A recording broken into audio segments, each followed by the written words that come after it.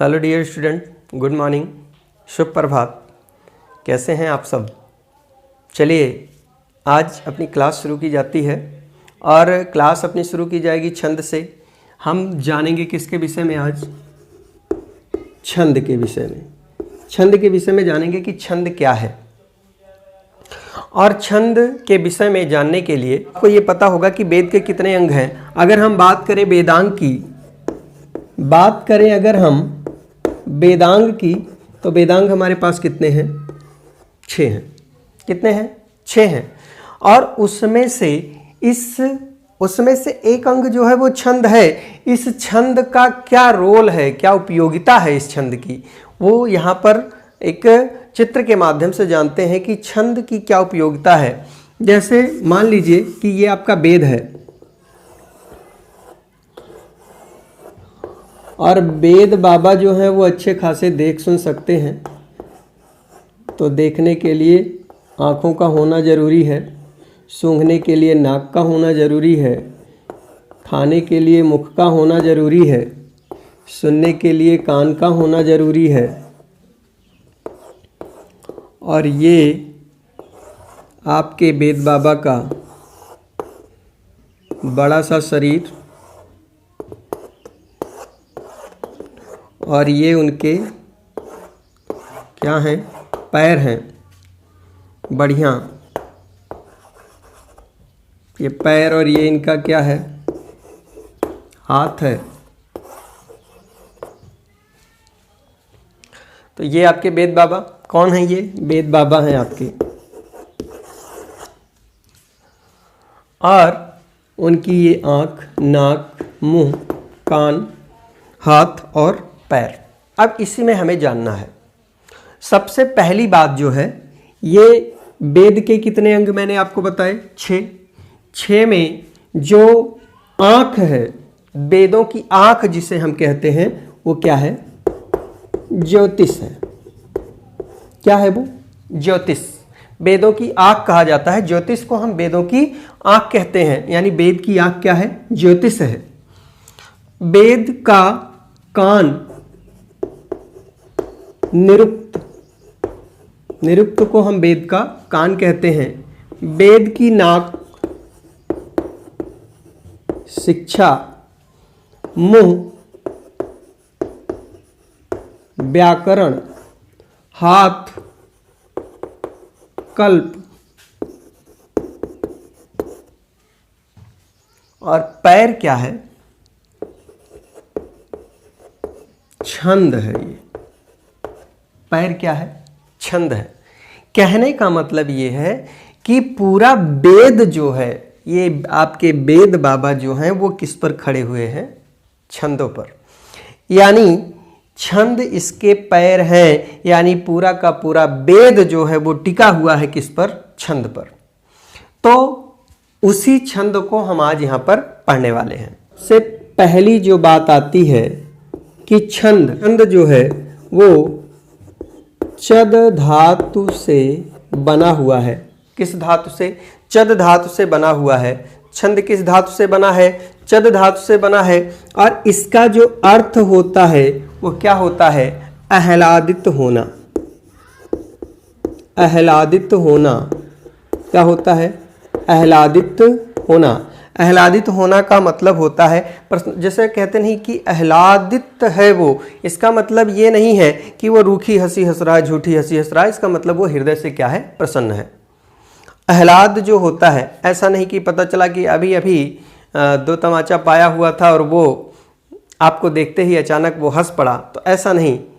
हृदय में पीड़ा है, 4-5 डंडे खाया हुआ है पीछे और उसके हृदय में पीड़ा है, लेकिन आपको देखकर बनावटी हंसी हंस रहा है, तो वो आह्लाद नहीं है। आह्लाद का मतलब जो हृदय से प्रसन्न होता है, मन से व्यक्ति प्रसन्न होता है, तो वो क्या है?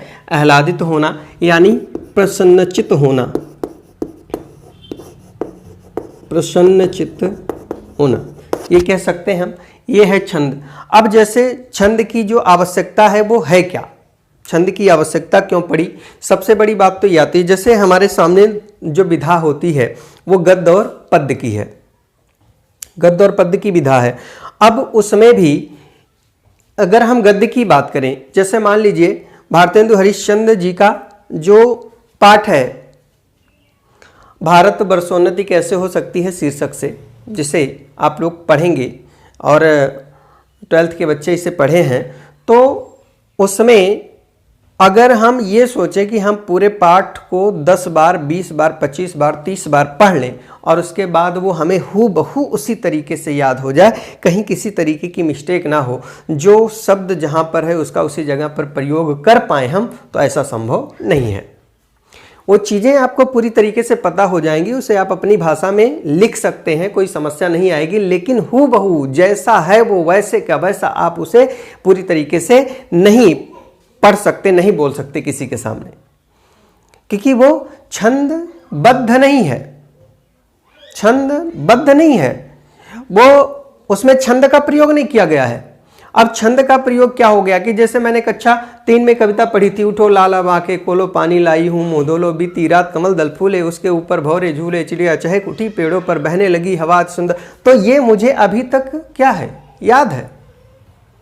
क्यों याद है? छंद से बधी हुई रचना थी, जस की तिस हमने क्या कर ली है, उसे याद कर ली है। लेकिन अगर वो गद्य है, अगर वो गद्य रचना है, तो आप उसे जस का तस नहीं ध्यान में रख सकते, जैसे का तैसे आप उसे नहीं याद कर सकते हैं। उसका कारण यही है, क्या है? छंद है।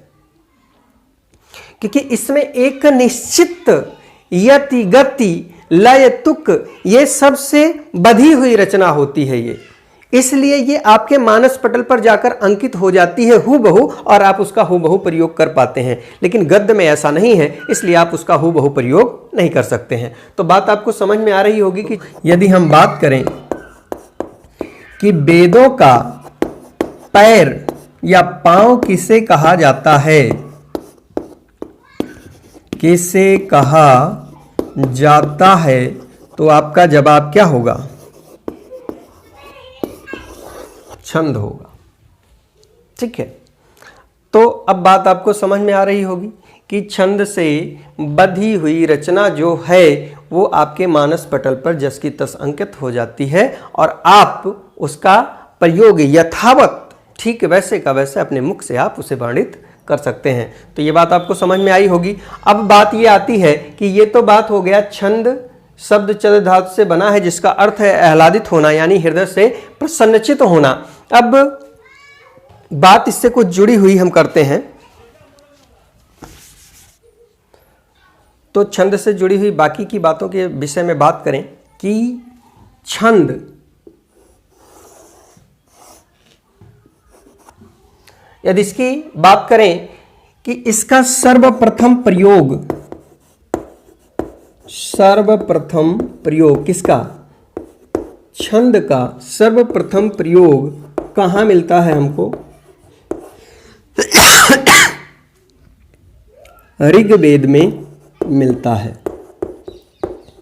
इसका सर्वप्रथम प्रयोग हमें कहाँ मिलता है? ऋग्वेद में मिलता है। छंद का सबसे पहला प्रयोग जो मिलता है, छंद का सबसे पहला प्रयोग जो मिलता है वो ऋग्वेद में मिलता है।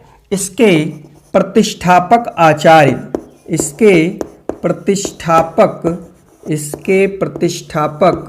आचार्य कौन थे? आचार्य पिंगल मुनि थे। इसके प्रतिष्ठापक आचार्य कौन थे? पिंगल मुनि थे। यानी छंद की प्रतिस्थापना करने वाले, छंद को स्थापित करने वाले, स्थान देने वाले आचार्य कौन थे? पिंगल मुनि थे। और इसका अन्य नाम जो है, छंद का अन्य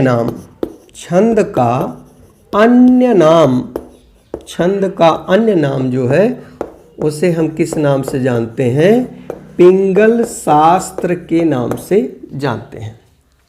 छंद का जो दूसरा नाम है या छंद का जो अन्य नाम है, जो हम दूसरे नाम से जानते हैं, वो क्या है? पिंगल शास्त्र है। और इस छंद पर जो सर्वप्रथम पुस्तक लिखी गई, छंद पर जो सर्वप्रथम पुस्तक लिखी गई वो क्या थी? छंदमाला। छंद पर लिखी गई पहली पुस्तक, छंद पर लिखी गई पहली पुस्तक जो है वो क्या है? छंदमाला है। छंद पर लिखी गई पहली पुस्तक क्या है? छंदमाला है। ध्यान दीजिएगा, छंद का सर्वप्रथम प्रयोग आपको कहाँ मिलता है? ऋग्वेद में मिलता है। छंद के प्रतिष्ठापक आचार्य पिंगल, छंद का अन्य नाम पिंगल शास्त्र, और इस पर लिखी गई पहली पुस्तक जो थी वो क्या थी? छंदमाला। और इसे किसने लिखा था? आचार्य केशवदास जी ने इसे लिखा था। यानी कि इस पर पहली पुस्तक जो छंदमाला लिखी गई छंदों पर, वो किसने रची? उसे किसने लिखा? आचार्य केशवदास जी ने लिखा। उसे किसने लिखा? आचार्य केशवदास जी ने लिखा। इनकी ही रचना है, आचार्य केशवदास की ही रचना है रामचंद्रिका। इनकी ही रचना है कौन सी? रामचंद्रिका, जिसे हम छंदों का अजायब घर कहते हैं। जिसे हम क्या कहते हैं? छंदों का अजायब घर। छंदों का अजायब घर कहते हैं। रामचंद्रिका केशवदास जी की रचना है, जिसे हम क्या कहते हैं? छंदों का अजायब घर कहते हैं। और छंदों का गुरु, छंद का गुरु किसको कहा जाता है? सूर्यकांत त्रिपाठी निराला जी को हम क्या कहते हैं? निराला जी को हम क्या कहते हैं? छंद का गुरु कहते हैं। तो छंद का गुरु हम किसको कहते हैं? सूर्यकांत त्रिपाठी निराला जी को। देखिए, जो बातें हैं वह जानना आवश्यक है। कभी कभी इनसे संबंधित प्रश्न पूछ लिए जाते हैं सीधे सीधे। छंद का सर्वप्रथम प्रयोग कहाँ मिलता है? ऋग्वेद में मिलता है। इसके प्रतिष्ठापक आचार्य कौन है? वो कौन से आचार्य हैं जिन्होंने इसकी स्थापना की? तो पिंगल मुनि है।